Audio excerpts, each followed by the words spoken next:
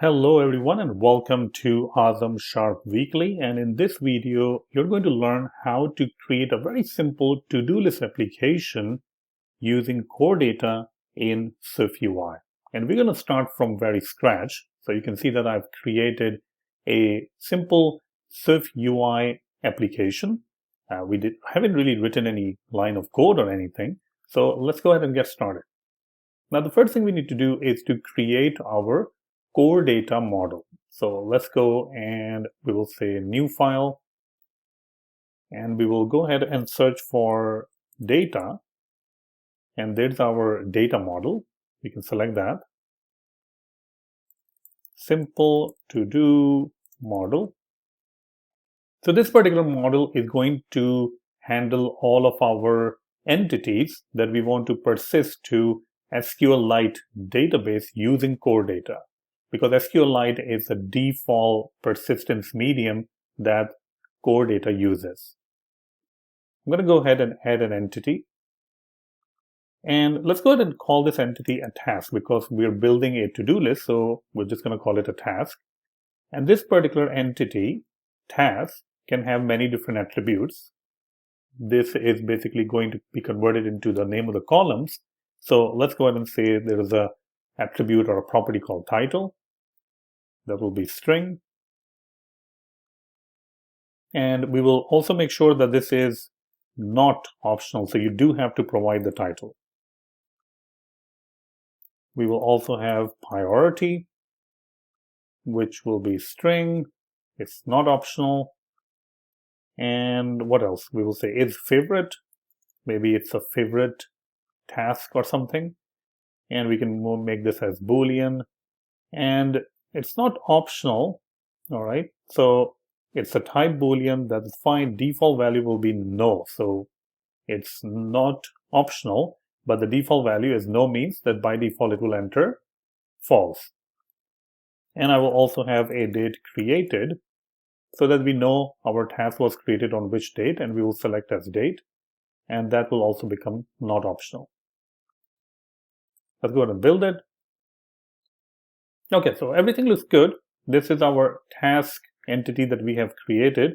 You can see that if I select this entity, if I click on the task entity, I can see the properties associated with it. And one of the properties or one of the functionalities is code generation, which means class definition. So automatically, core data is going to create the classes associated with our entity. So it will automatically create a class called task that we can use.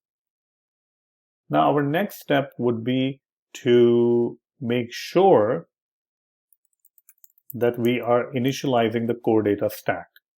I'm going to go ahead and create a new file. We'll call it Core Data Manager. Core Data Manager will be responsible for setting up our core data stack. All right. So I'm going to go ahead and first of all import core data, class Core Data Manager. We will use a persistent container, which is of type an persistent container. Let shared, we will create a shared property, so that the only way to create core data manager is through the use of the shared property, and it is only going to create one single instance. So this means that we have to make sure that our initializer is set to private, so you're not really allowed to create multiple instances of core data manager. So we're going to share the same exact instance. And next, we're going to initialize the persistent container. And the persistent container is the one that actually load up your persistent stores and set up the whole stack. And we're going to pass in the name of the model. So the name of the model, which is right there, simple to do model, that's going to go right there. All right, so let's go ahead and type it out. It's actually called simple to do model. So simple to do model. And now we can go ahead and say persistent container.load persistent store. We will get a description of the store. We don't really that much care about the description. We can set different things in the description if it's an in-memory store or if it's not. We're just going to go ahead and unwrap the error, And if there is any error in creating your core data manager, or in this case, initializing your store, then we can say enable to initialize core data, and we will simply print out the error. All right, great. Now, we're not using MVVM design pattern. All right, in this case, we're just using, it's a very simple app, so we can get away with just using whatever is available in SwiftUI, which in this case will be fetch, request, and all of those things. So we can definitely use those things. We can also use environment object and environment to inject the view context. So the first thing I'm going to do is I'm going to try to find out how to inject the view context, which is going to come from the persistent container, and the view context will allow us to save, persist, delete our entities through the use of core data. So I'm going to jump into simple to-do app. This is kind of like the starting point of the application.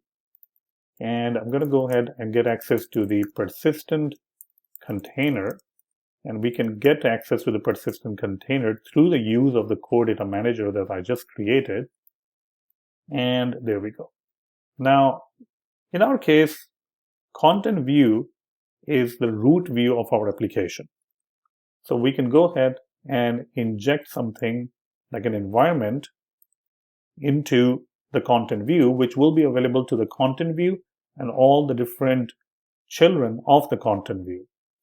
And the environment variable that we are setting is for manage object context, and this will be our view context. This means that we can access the manage object context from inside of any view that we want.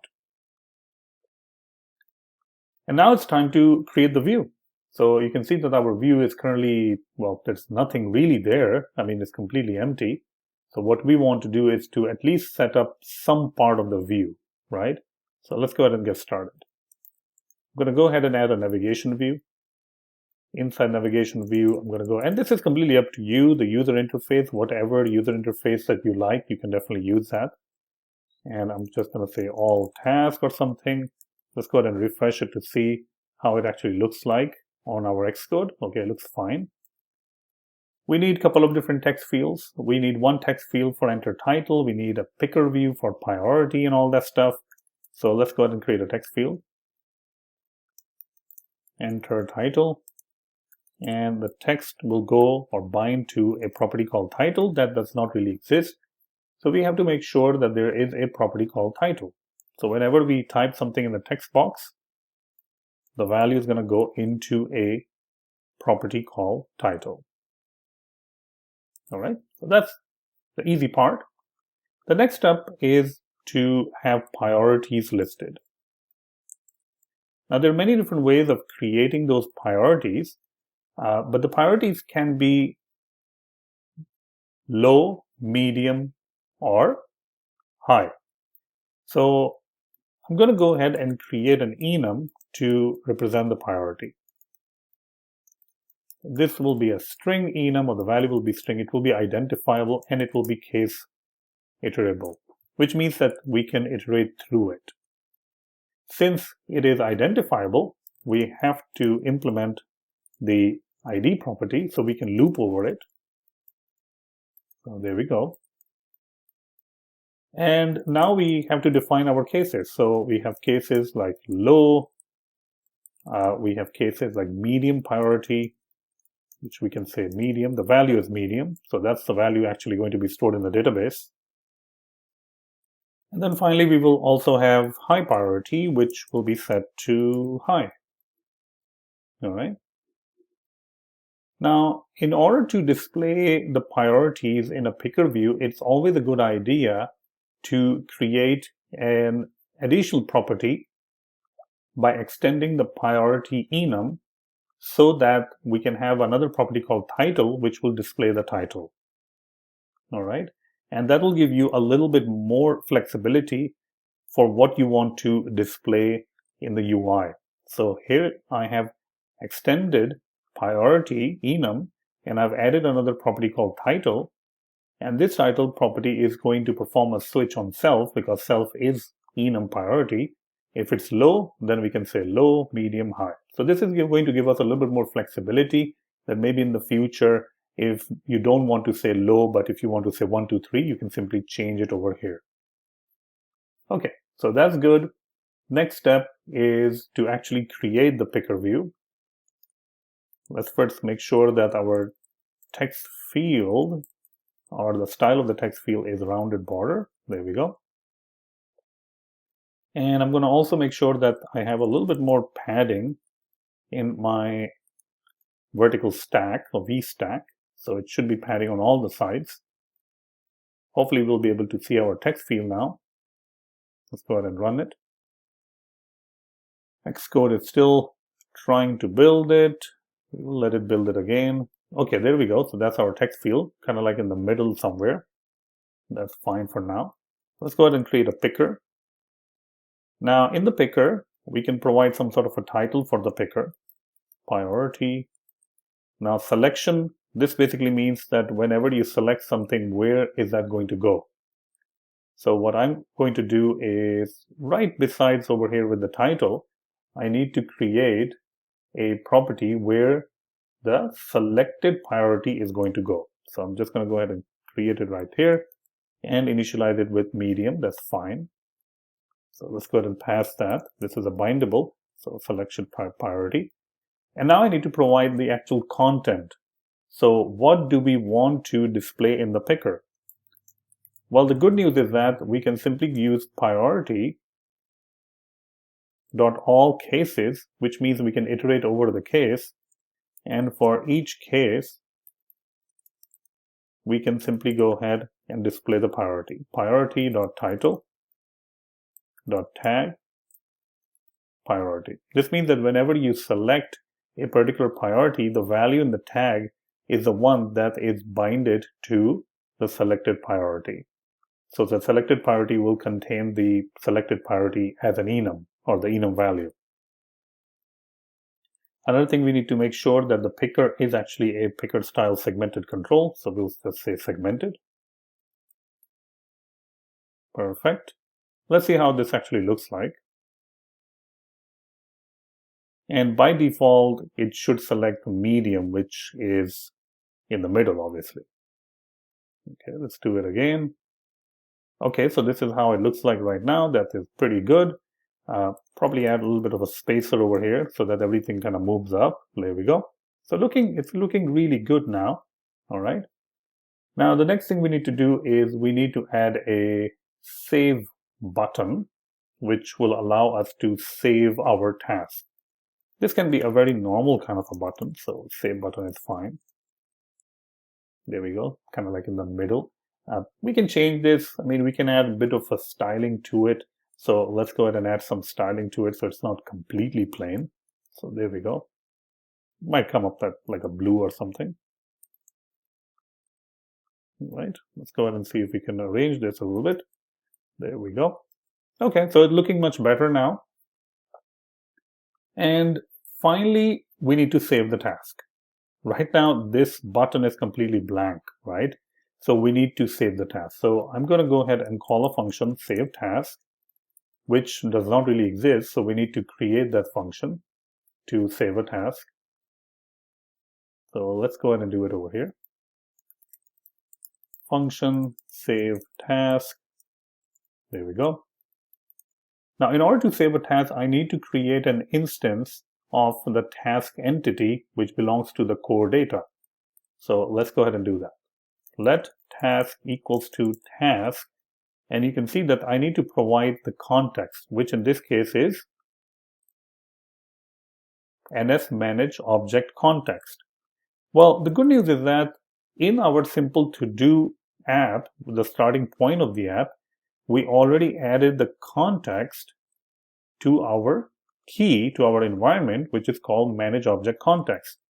This means that we can access the view context from anywhere in our view. So if I go to the view, and if I remove this code right now, if I go on the view somewhere, let's say, well, we're already in the view, which is the content view, I should be able to access that by using simply the environment property wrapper. Environment And we're looking for a particular key path, which in this case is manage object context. And that's it. This is going to give us the view context, and we can use that. All right. Now we can go back to our save task and try to save the task. Task equals to task context. Well, we already have context. We're getting it from the environment with a key manage object context, which is right here.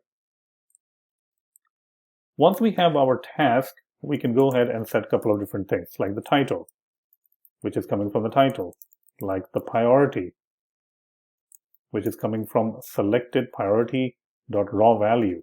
That's the actual thing that we will store, which is the string value. Task.date created, which is just whatever the date is right now at this moment. And finally, we can call viewContext.save.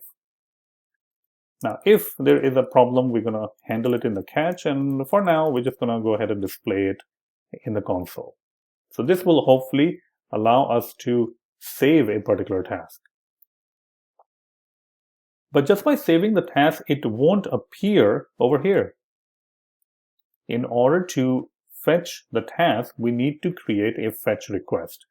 Now, one of the things that Core Data for SwiftUI has introduced is a fetch request property wrapper. This means that you can perform these fetch requests from right within your view, like the one that I'm doing. And we can say that what kind of an entity that we are looking for, which in this case is task.entity. Are there any sorting criteria that we are using? So let's say that we are trying to sort it by the date created. So I'm just going to go ahead and create an instance of NSSort descriptor and going to pass in the key, which is date created, and ascending is false. So it will be sorted automatically in descending order. We don't really have any animation or predicate, so we're just going to remove that part. All right. And this, it's just a variable. So we're going to go ahead and create all tasks. You can see it's kind of like a long line that you have to do. Fetch task of result task. So this is the new property wrapper fetch request that we are using now, right within our view. All right. Okay. So this is going to get executed whenever we are going to use this all task property. So what we can do is we can start using this particular property. Right over here, we will display a list. And I can say, I'm going to use for each. And you'll see that why we're using for each, because we want to delete the task also. I'm going to go through all the tasks. Hopefully, I'm going to get a task in, and we will display something. Let's start with the basic, just trying to display the title of the task. And since it is optional, we have to unwrap it, or we have to display an empty string. All right. Now, let's go ahead and run this and see that if we can actually add a task or not. So let's see where our iPhone, this is launching. There we go. Okay, looking good. Let's go ahead and add a task. We'll call it mow the lawn, which is high, and save. And there we go, mow the lawn. It's inserted right into our SQLite database using Core Data. And just to prove it, we will stop the application and start running the application again, and we can see mow the lawn. All right. So this is pretty cool that we are able to do that so quickly, right? Now, one of the things that will be great to do is to add some sort of an indicator on the left-hand side to indicate that whether this task is a medium priority task, high priority task, or a low priority task, instead of just displaying the text. All right. So let's see how we can do that. So I'm going to go ahead and wrap this text around in a H stack, and I can use a circle. Now this Xcode Preview is different from the simulator that we were running. So in this Xcode Preview, if I try to run it, it won't really display me anything because for this Xcode preview, there is no data in our database. All right, so but I can run it and I can add some data. So I can go ahead and run it and I can say mow the lawn. Okay, for some reason it doesn't really show anything. Oh, okay, maybe I understand why it's not showing up. So if you go over here, since this is an Xcode preview, you can see that in the content view, we are not providing it with the view context. So let's go ahead and remove this code, and I'm going to add the code so that we can get the view context and inject it in the environment variable. So that can be the main problem. Let's go ahead and run it again and try to do this again. Feed the dog. Hi. And looks like it's working fine, right? You can see the circle is also coming, which we have added it right here. Now, we don't really want the circle to be, first of all, this big. We also don't want the circle to be, black color. It should be based on the priority. So first of all, let's go ahead and limit the size of the circle. So I'm going to go ahead and say width of the circle will be, let's say, 15, and height will be 15. So that definitely allows it to be a little bit nicer. We can also add a spacer, and we can also add a frame for the spacer of 20. Okay, that's looking good. Now the color of this circle should depend on the priority level. So if it's high, then it will be red. If it's low, it should be green, and so on. So we can call over here fill, and in this fill, we can call our own property, style for priority, and passing in the task dot priority. And we can unwrap it over here like this because we know that the priority can never be nil. I mean, the only option you can select is low, medium, and high, and medium is already selected. So there's no way that you can enter priority nil in the database, from the UI at least. All right. Okay, so style for priority doesn't really exist. There is no such thing as style for priority. So I need to go and implement this function. And we're going to get a value which will be of string because priority in the database is string, and we're going to return a color. And now based on the priority, we can add some switch statement to return a particular color. You can see green for low, medium is orange, and high is red. All right, so that should work in our favor. Let's go ahead and build it. And if I resume it, hopefully it will change the color for feed the dog to be reflecting the actual priority that is persisted and saved in the database. So our Xcode preview is taking some time to render. Let's do it again. There we go. All right. Now let's go ahead and add another one. I will say get haircut is low priority. Save it. And you can see that it's automatically sorted, and it is showing you that it is green, meaning it's kind of like a low priority. Okay.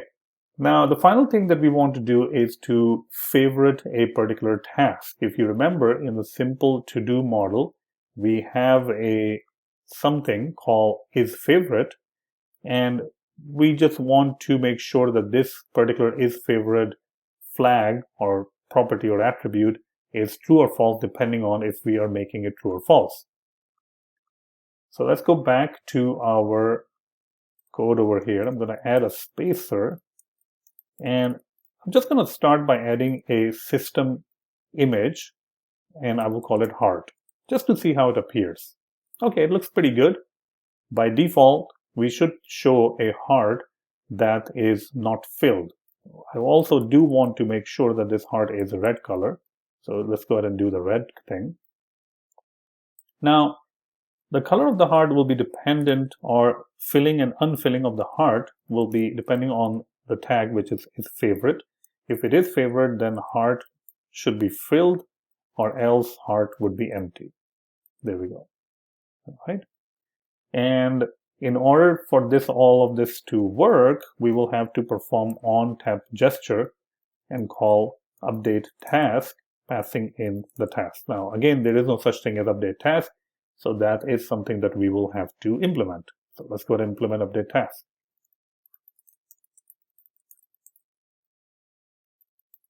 Update task, passing in the task. So now what we want to do is whatever the task favorite was, we just want to invert it. So there are many different ways of doing it. I mean, you can do task.toggle, and I guess it will invert it, or you can do isFavorite equals to not task.isFavorite, and that's also fine. All right, so whichever one technique that you want to use.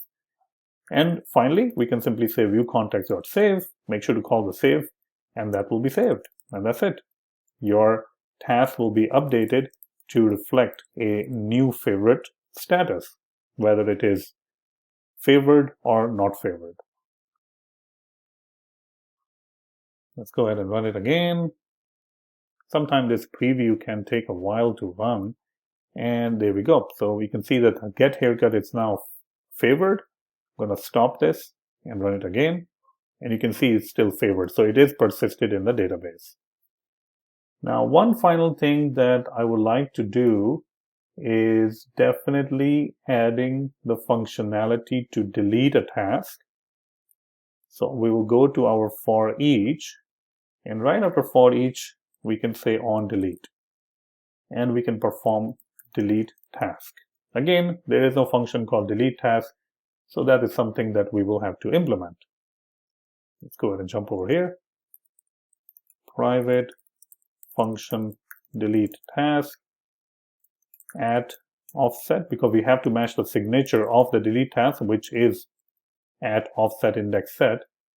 And now we can go through the offsets, actually offsets, because it can be multiple, dot for each, and we will get access to the index. So basically we have the index of the item that you want to delete. Using the index, we can actually fetch the items.